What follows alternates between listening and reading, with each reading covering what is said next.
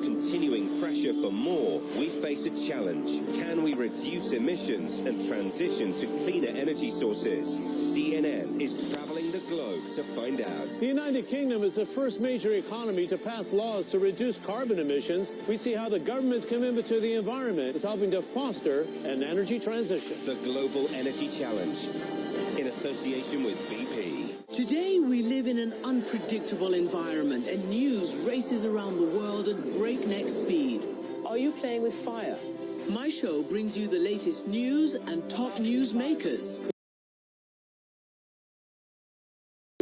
Hello, how are you? I do not understand the United States. And we also dive below the headlines to explore vital issues impacting our lives. It's about right and wrong. Does love have a chance of winning? I've always believed that. Aman Paul, tonight on CNN.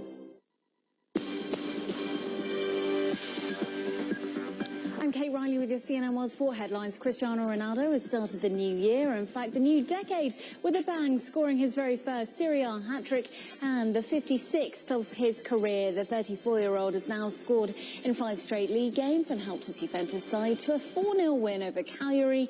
Juve now level on points with Inter Milan atop the Serie A table. In the FA Cup, just one match on the schedule, and that was a rematch of the 1972 final between Arsenal and Leeds United, won by Leeds on that day.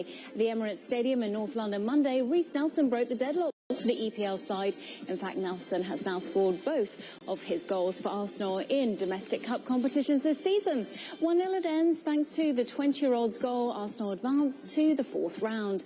Finally, in a curious case of tennis player Benoit Paire, his French team lost the ATP Cup tie to Novak Djokovic and Serbia, but the Frenchman stole some headlines, maybe for the wrong reasons. After blowing 2 match points in the singles match, Paire appears to spit on court after he smashed his tennis racket, but he wasn't done, going to his bag to pick out another racket to smash before dispersing with his refreshments on the tennis court. Paire somehow managed to win the next set and the match. And that's a look at all your sports headlines. I'm Kate Riley.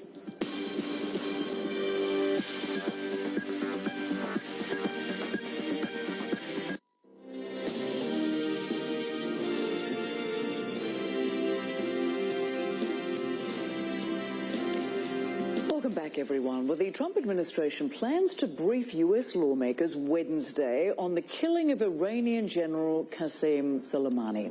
Sources tell CNN it will happen behind closed doors, but Democratic leaders say it's too little too late, that the intelligence used to justify the strike was razor thin, and that it's time to rein in President Trump's military authority. CNN's Alex Marquardt has the details. Calls are growing for details on the attacks that were being planned by Iran that the Trump administration says were imminent. This was a bad guy. We took him from the battlefield. We saw that he was plotting further plans to take down Americans, in some cases, many Americans. Now, Senate Democrats demanding the president declassify the notification he sent Congress about the drone strike that killed Qasem Soleimani.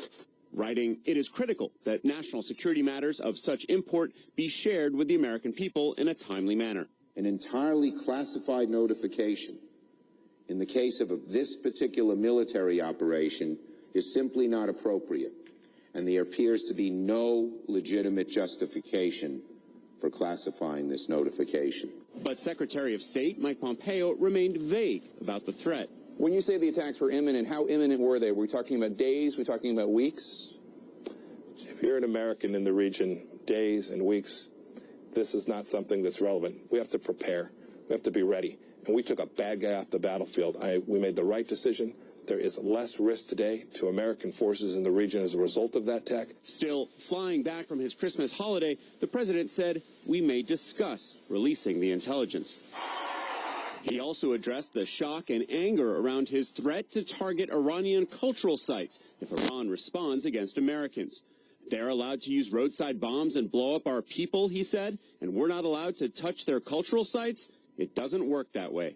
Today, Defense Secretary Mark Esper contradicting the president, saying the U.S. would not target cultural sites and would instead follow the laws of armed conflict. House and Senate members are expected to get briefed on Wednesday as Democrats in both chambers work on war power resolutions that would limit President Trump's ability to act militarily against Iran. It will be resolved, I am afraid, with the one precious lives of our sons and daughters. And that is what this president has to realize, that there are implications here for American lives. In the wake of Soleimani's killing in Iraq, more than 3,000 U.S. forces are now being sent to the Middle East, a show of force that will also, many fear, make for a potential Iranian target. It's stressful for sure, especially with everything that has escalated recently. He was supposed to be only doing training, and now it has obviously transpired into something else. The American killing and the all but certain Iranian response to come, raising global fears it will set off a new round of deadly violence. The UK, France, and Germany issuing a joint statement saying there is now an urgent need for de-escalation. We call on all parties to exercise utmost restraint and responsibility. Frankly, the Europeans haven't been as helpful as I wish that they could be. The Pentagon has also just announced that they will be deploying 6 B-52s. Those are huge, long-range bombers that the Defense Department says will be available, if needed, in operations against Iran. They will be based out in the middle of the Indian Ocean so that they're out of range of Iranian missiles. Alex Marquardt, CNN, Washington. Foreign policy analyst Michael Moran joins me now from Denver. Good to have you with us. Glad to be here, Rosemary. So the Trump administration plans to brief the House and Senate Wednesday, nearly a week after the drone strike that killed Qasem Soleimani. Their justification for his killing was to prevent imminent attacks that Soleimani was apparently planning on Americans. How much intelligence should be provided to Congress, and why is the administration being so vague on its justification? Well, the amount of intelligence that the president decides to release to the Congress, to some extent, it's really his discretion. Soleimani has been implicated for years now in a kind of state-sponsored terrorism. Iran was never removed from that list, even though... Therefore, I would imagine that the administration is going to lean on that pretty heavily. They're going to also continue to explain that the sources of the intelligence could be put at risk should they make it public. This is not a unique argument from presidents. This goes back decades. Many presidents have said the same thing after taking controversial moves. But, this has a special flavor to it in that we've killed a ranking general of a military that we're not technically at war with. So there is some complication there. Yeah, and of course, no one is disputing the fact that Soleimani was a bad guy, but President Trump says Americans are a lot safer as a result of this drone strike that killed him. Is that the case? Well, it's a judgment call. There are Americans who are in the field in Iraq and in the region who very well could have been targeted by Soleimani's Quds group during his tenure. Now that he's gone, I would imagine his successor will redouble efforts to do exactly that. The other part of this, though, is that having crossed this particular Rubicon, I would imagine the family of every general and every admiral in the United States is a little concerned that this has set a precedent, that they are targets, not just the general officers themselves, but also their families, their staffs. This could be, and Iran is not Iraq. It's not Afghanistan. This is a country that has global terrorist networks that it has supported and nurtured for years. Some of them, Hezbollah in particular, are very capable. And I think this is something that has to worry the U.S. military. And what's your response to President Trump's threat to strike 52 Iranian targets, including cultural sites, if Iran retaliates, even as Mr. Trump's own defense secretary contradicts him, saying the U.S. will follow the laws of armed conflict? It's impossible to tell what's bluster in this administration and what is reality. The thing that came to mind when I heard that was that, look, even the Nazis left the Eiffel Tower standing when they evacuated Paris. Now, they probably, if Hitler had his way, it might well not be standing. But yeah, they tried. It is a war crime. Essentially, it's a crime against humanity of sorts. That's not the technical term. But there are codes that protect cultural sites. Isfahan and other sites in Iran are treasures of the ancient world that have nothing to do with this dispute. And it would really be another kind of sad precedent should that happen. Right, and the UK, France and Germany, they did issue a joint statement calling for a de-escalation of tensions and for cooler heads to prevail. What does that signal to you, and could the US be isolated here, left to take any future action alone? It's pretty unilateral foreign policy that's being pursued over the last 4 years, 3.5 years. The political capital that the United States had built up with our European allies was deeply damaged in the Iraq War to start with. And this has really been the coup de grace. The statement that was issued today was about as milquetoast as you could get. It wasn't critical, but it certainly wasn't supportive of any further actions on the part of the U.S. Now, having said that, the Iranian response is what everybody needs to know before judging the next step on the U.S. This is not something that came out of the blue. The Iranians have done a number of things over the past 6 months that were really unprecedented in and of themselves. In particular, the Houthi missile strikes on the Saudi oil fields, the shoot down of the drone, and so the reaction from a president who was just as shoot from the hip when he abandoned the Kurds in the north of Iraq shouldn't have been surprising to anyone. I do believe, though, that it does not take into proper consideration the potential reactions from Iran. Iran can do an awful lot of things short of going to war with the United States that will not ultimately be in the benefit of anybody. And that's the real concern here. Michael Moran, we thank you for your analysis. Appreciate it. Thank you, Rosemary. We go to Asia now, and Chinese officials are trying to identify a mysterious strain of pneumonia that's made dozens of people sick. They have ruled out a return of the deadly SARS virus. 59 cases have been reported in the city of Wuhan in central China. The World Health Organization says the symptoms include fever, difficulty breathing, and possible lesions on both lungs. 21 people in Hong Kong returned from Wuhan with fever or respiratory symptoms. The government there is now working to keep the illness from spreading further. Travellers returning from Wuhan will have their temperatures taken at the airport. Well, a new twist in the impeachment proceedings against President Trump as former National Security Advisor John Bolton goes rogue on his old boss. We'll have the details for you just ahead. Travel safety and security on the next CNN Business Traveller. There isn't a country that hasn't faced a crisis. We're in Sri Lanka, a nation recovering from terror attacks. We are open for business. On the streets, I do love a good market. And in the wild. And look at this. I don't see that every day. It's always safety first on the next CNN Business Traveller.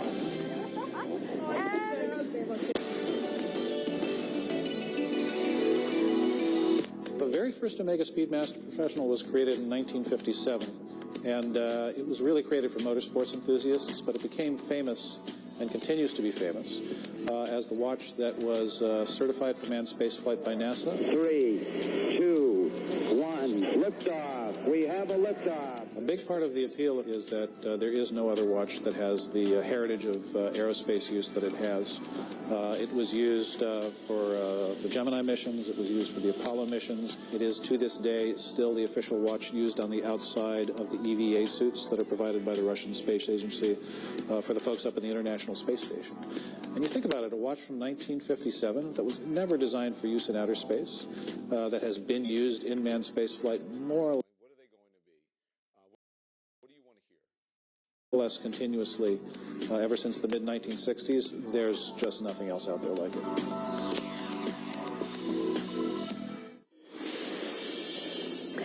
And we have have this just into CNN. Iranian Foreign Minister Javad Zarif says U.S. forces' days in the Middle East are numbered.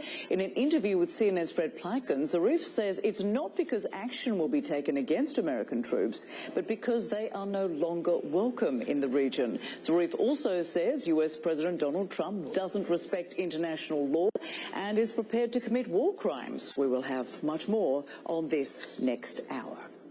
While President Trump deals with Iran on the international stage, he's still battling impeachment in Washington. His former National Security Advisor, John Bolton, says he's willing to testify if subpoenaed in the Senate trial. Democrats have long wanted to hear from him, and this now puts pressure on Republicans who have been unwilling to allow any witnesses at the trial. CNN's Phil Mattingly has more. A very polite group of people. With a single statement, former National Security Advisor John Bolton jolted an impeachment process that has been stuck in a stalemate. Bolton, who declined to testify in the House impeachment inquiry, now saying he has concluded, quote, if the Senate issues a subpoena for my testimony, I am prepared to comply. It's a shift with major ramifications in the Senate. House Democrats are treating impeachment like a political toy. Where Senate Majority Leader Mitch McConnell and Democratic Leader Chuck Schumer have been battling for weeks over whether to subpoena witnesses. A trial without all the facts is a farce. Bolton's possible testimony could be key, given his central role in the Democratic investigation highlighted in the House. Ambassador Bolton told me that I am not part of this whatever drug deal that Mulvaney and Sondland are cooking up. And by his lawyer, who in November said Bolton, quote, was personally involved in many of the events, meetings, and conversations about which you have already received testimony, as well as many relevant meetings and conversations that have not yet been discussed. The new development underscoring a Democratic strategy to withhold sending the articles of impeachment to the Senate. I hope, pray, and believe there's a decent chance that 4 Republicans will join us. If they do, we will have a fair trial. 4 Republicans joining with all 47 of the chamber's Democrats is all Schumer would need to fashion a trial along the lines he's been pushing for, with Democrats eyeing a group of potential GOP converts to help their cause, even as none, at least to this point, have expressed a willingness to go that route. Both Schumer and House Speaker Nancy Pelosi seizing on every new development to underscore the need for documents and witnesses now. Pelosi reacting this afternoon to the Bolton news, tweeting, quote, the President and Senator McConnell have run out of excuses. And while Democrats clearly think Ambassador John Bolton's willingness to testify is a game changer to some degree, keep this in mind. Sources tell me that Senate Majority Leader Mitch McConnell has made clear he is not changing his strategy. He believes if witnesses are to come up at all, it will be something to be dealt with later on in the trial. But the reality remains this, whether you're Senate Majority Leader Mitch McConnell or Senate Democratic Leader Chuck Schumer. 51 votes, 51 members of the United States Senate will dictate how this trial goes, whether they hear from witnesses, whether they subpoena documents. If Democrats, who control 47 seats in the chamber, can get 4 Republicans onto their side, well, they'll get the trial they want. But they've got no indication, at least to this point, that that's going to happen. That's why you see the pressure coming from both Speaker Pelosi and Leader Schumer as they continue to push for those witnesses to be subpoenaed. Phil Mattingly, CNN, Washington. And thanks so much for joining us this hour. I'm Rosemary Church. Remember to connect with me anytime on Twitter. And I'll be back with more news in just a moment. You're watching CNN. Do stay with us.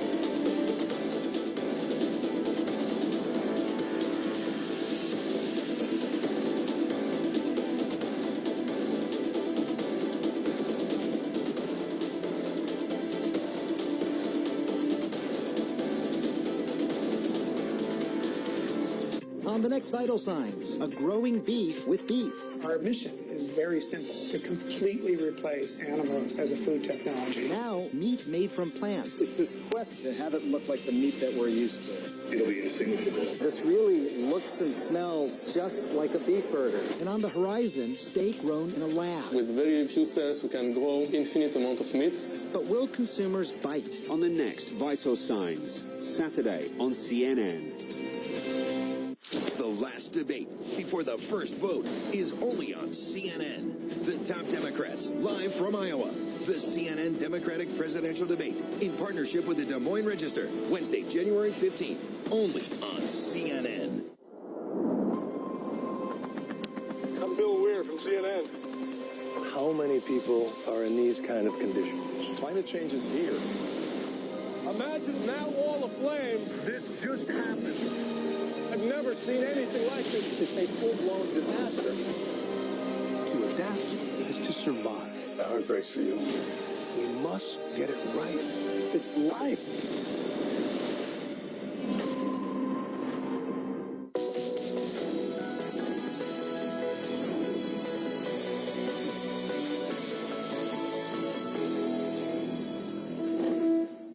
And now, a moment of wonder from Great Big Story. I think a lot of people look at hula as just women dancing, but we love it, man. For male hula, we're basically telling warrior stories. And to dance like a warrior, you need to train like a warrior. When we come to practice, we expect to die. It's strenuous on the legs, but it's also to train your mind. One of the hardest workouts we do would be climbing the coconut tree. To look down, knowing that nothing's holding you. You gotta kind of have this warrior mindset as like, you know, that this is what I want, you know, I'm gonna get this. It's my passion, and I look forward to seeing where hula takes me in life.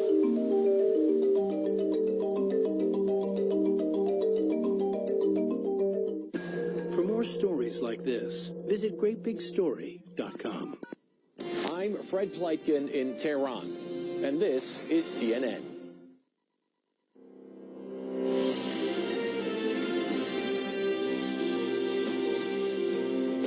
A massive display of mourning in Iran. America's targeted killing of a top general fuels calls for retaliation.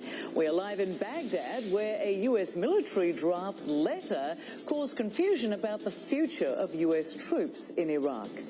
In Australia, cooling weather could help firefighters struggling to control the fires raging across the country. Hello and welcome to our viewers joining us from all around the world. I'm Rosemary Church, and this is CNN Newsroom.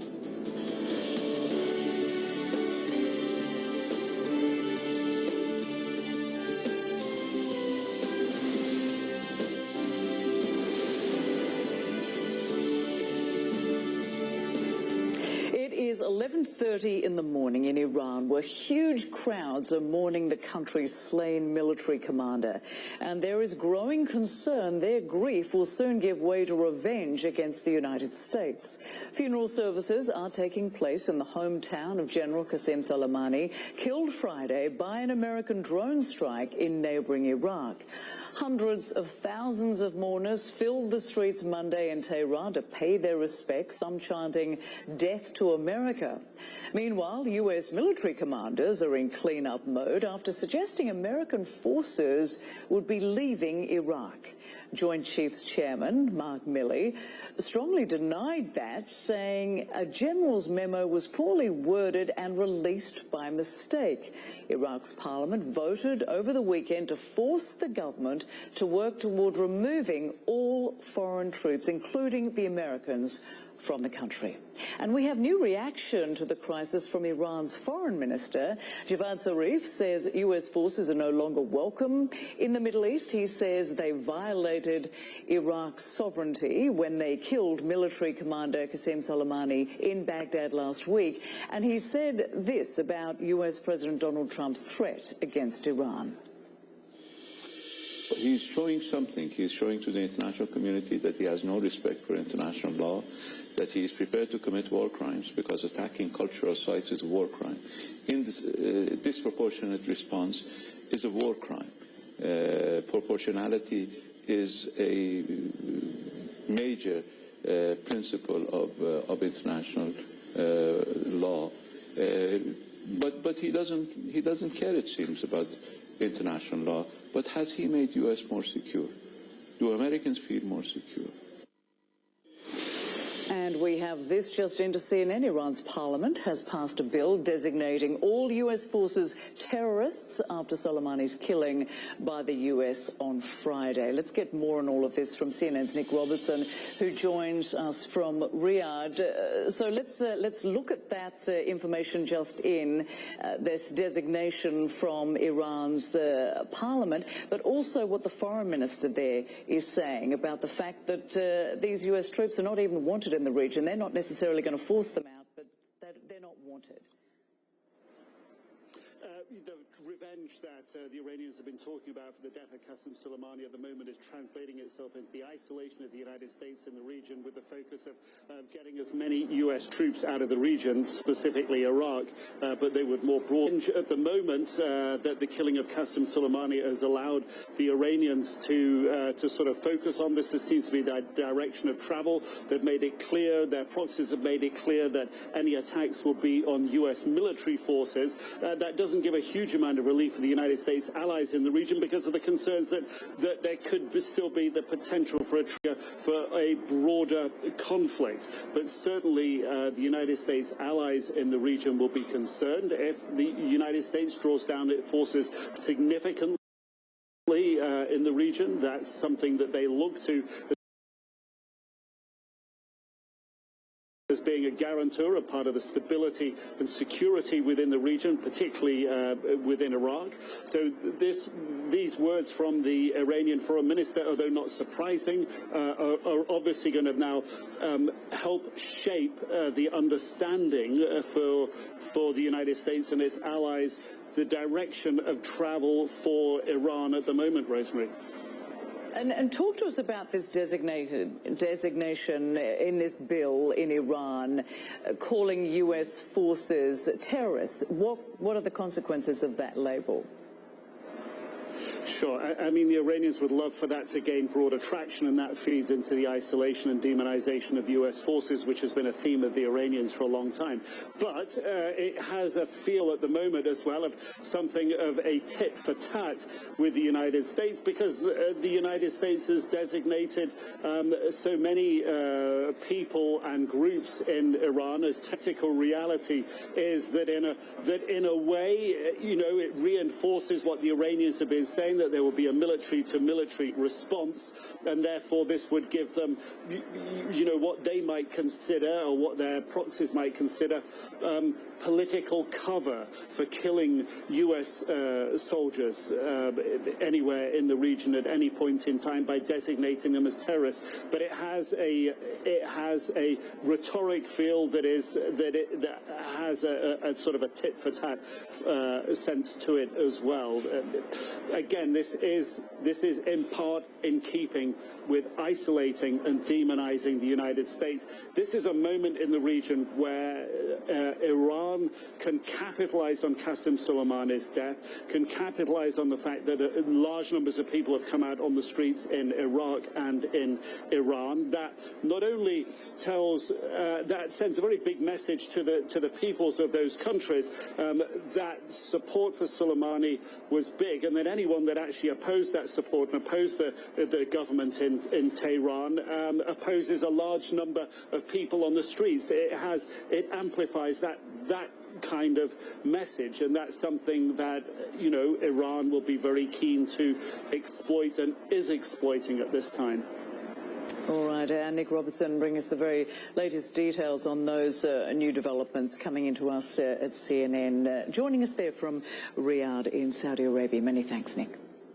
Well, in Washington, the Trump administration is defending the strike, but officials are not speaking with one voice. The U.S. Defense Secretary contradicted President Donald Trump's threat to target Iranian cultural sites if Tehran retaliates.